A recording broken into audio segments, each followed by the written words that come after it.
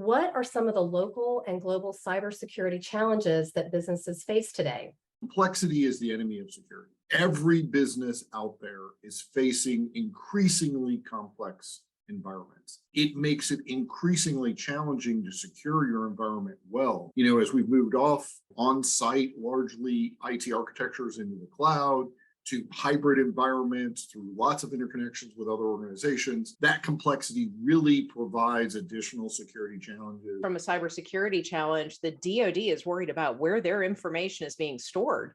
Obviously, we're worried about classified information, but this premise of controlled unclassified information has become prevalent in government contracts. So how each individual organization that is a member of the defense industrial base and how they store the government's owned data that is considered sensitive in nature, things that used to be FOUO, where are you putting it? How are you securing it? The government wants to know that you are doing all the right things. Another challenge that we see across the board is the industry itself is understaffed. A lot of companies struggle to be able to find that in-house talent to be able to support that. And on top of that, financial means and cut through the vendor chatter while they're searching through all the different competing technologies out there and the different technologies that are offered. The Cyber AB has announced an expected rollout for CMMC around March of 2023. What does this mean for the defense industrial base, and what impact will this have for organizations seeking compliance? If you're a company out there and you're looking at the CMMC stuff rolling down the track towards you,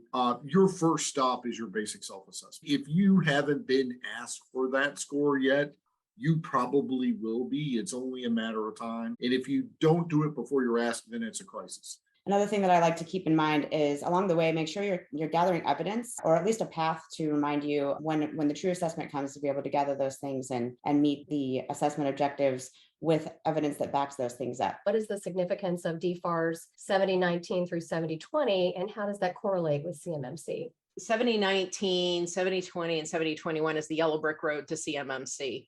7019 really starts out with the requirement to post your score to the supplier performance risk system. 7020 lays the framework for the fact that there are other assessments that can be performed outside of the basic level assessment. To some key challenges and how OSCs can overcome them. A compliance responsibility matrix. Your shared compliance responsibility matrix can make an assessment very freeing if you have all of those controls in place, or it can complicate it and make it very, very challenging for you. It depends on your CSP and the chain of custody of where that data flows. Again, figuring out where your data is flowing, where that CUI and FCI is flowing.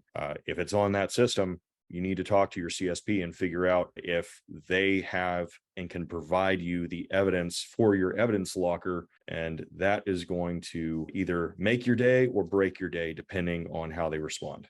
We use Cocoon Data as a strategy for nearly all of our clients, and it is a great way to get an instantly inheritable environment. They can give you basically the technical controls and a large portion of the technical controls as a control owner and operator.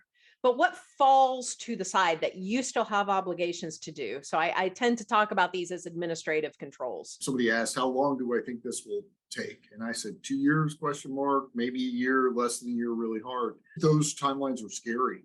That's way longer than most OSCs think about this. Get started now and plan ahead for the future.